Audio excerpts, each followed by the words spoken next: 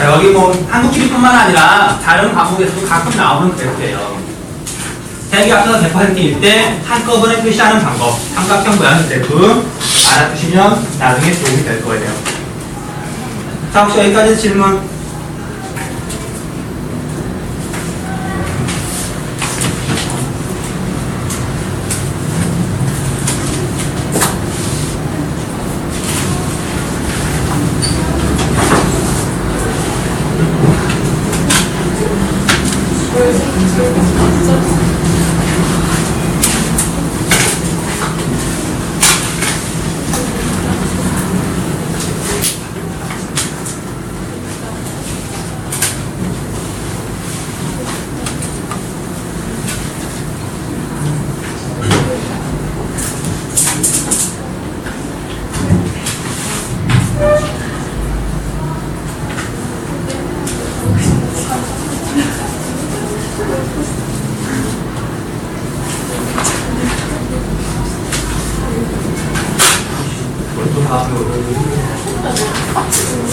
자, 좀만 더 함께 보여주거라.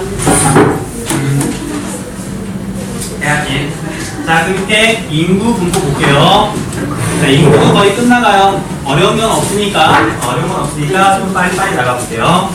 자, 인구 분포는 말 그대로 사람이 어디에 어떻게 퍼져 있냐, 그걸 분포라고 그러죠. 자, 그걸 알 수 있는 개념이 뭐냐면 인구 밀도라는 거예요. 인구 밀도가 뭔지는 알죠? 사람 수를 면적으로 나눈 거란 말이에요. 자, 적지 마세요. 자, 인구 밀도의 종류는 두 가지가 있어요. 물론 이것도 이게 시험때 나올 경우에는 문제에서 제시를 해줘요. 이게 뭐고 이게 뭔지. 그래서 적지 마세요. 자, 첫 번째 뭐가 있냐면 우리가 통계적 인구 밀도라는 게 있어요. 자, 단순히 사람 수를 면적으로 나눈 거.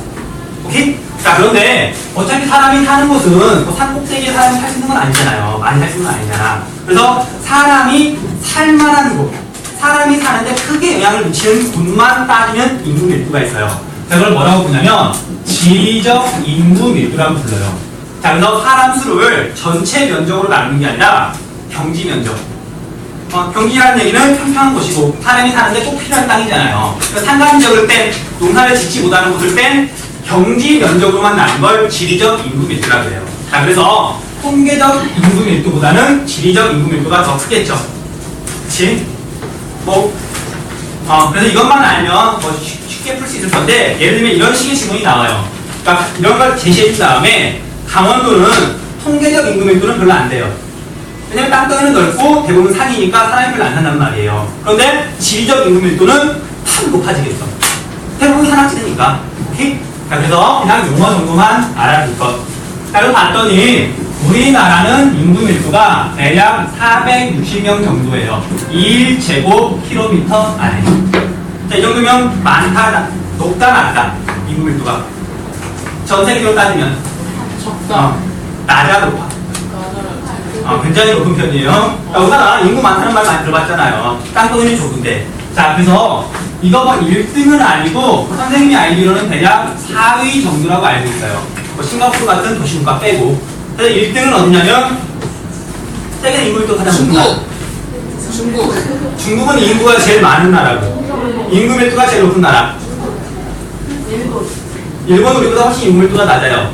일본은 우리나라보다. 자, 1등은 방글라데시. 방글라데시. 그 다음 2등은 인도. 네덜란드. 3등이 대만. 대만 4등이 우리나라예요. 어쨌든 우리나라는 전 세계적으로도 굉장히 인구 밀도가 높은 나라라는 거 바글바글 거리잖아요. 그 중에서도 수도권만 모여있으니까 뭐 문제가 되겠죠. 자, 아무튼 인구 분포를 봤더니 인구 분포에 영향을 미치는 게 크게 두 가지 요인이 있어요. 자, 첫 번째는 뭐냐면 몇 번 나왔던 말이에요. 자연적인 조건이 있어요. 인구 분포에 영향을 미치는 거. 다음 두 번째는 자연적인 반대말 사회적인 조건이 있을 거란 말이에요. 자, 당연히 자연적인 조건은 과거에 주로 영향을 미쳤겠죠. 뭐 요즘에는 땅만 평평하면 어디든 살 수 있으니까. 그래서 대부분 1960년대 이전에는 자연적인 조건이 크게 영향을 미쳤더라. 다음 사회적인 조건은 오늘날 인구 분포에 큰 영향을 미치는 거죠. 정치적인 이유, 경제적인 이유, 또는 교통 발달 같은 것들이 인구 분포에 영향을 미치겠죠. 자, 그래서 봤더니 자연적인 조건. 자, 우리 다음 페이지에 보면, 나와요. 자, 1960년대 이전에는 사람이 어떻게 살았냐면, 여기에 있는 도시 어디예요? 압록강 하구에 있는 도시. 평양. 아니다. 걔는 대동강 하구에 있고. 중국. 자, 우리나라 여기 있는 도시들은 혹시 의주라고 들어봤어요? 신의주. 또는 신의주. 아, 그게 바로 여기에 있는 도시예요. 의주 신의주.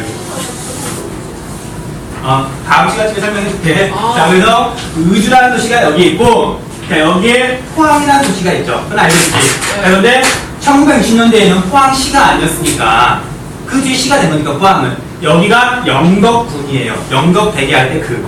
자, 그래서 의주랑 포항이랑 이렇게 연결을 하면은 우리나라 북동쪽은 산이 많고 남서쪽은 해안가 많단 말이에요.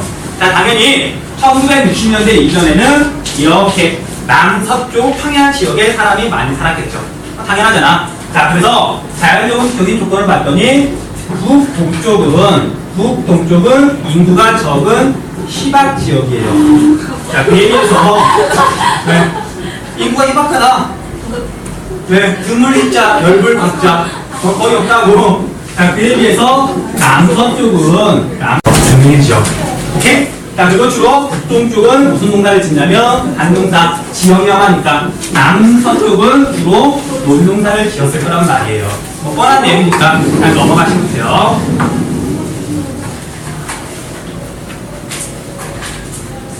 자, 그에 비해서 오늘날 사회적인 조건을 따져봤더니 인구가 많은 곳은 어디냐면 대도시와 그 주변 지역, 수도권과 남동임의 공업지역에 주로 몰려있죠. 자, 그에 비해서 지방에 있는 중소도시나 또는 농어촌 지역은 굉장히 사람이 상대적으로 적게 산단 말이에요. 그쵸? 이 정도만 알아볼게요. 뭐 어려운 개념 아니니까. 자, 그래서 여기까지 정리하고 다음으로 넘어갈게요. 그래서 페이지 55페이지까지 지금 정리하세요.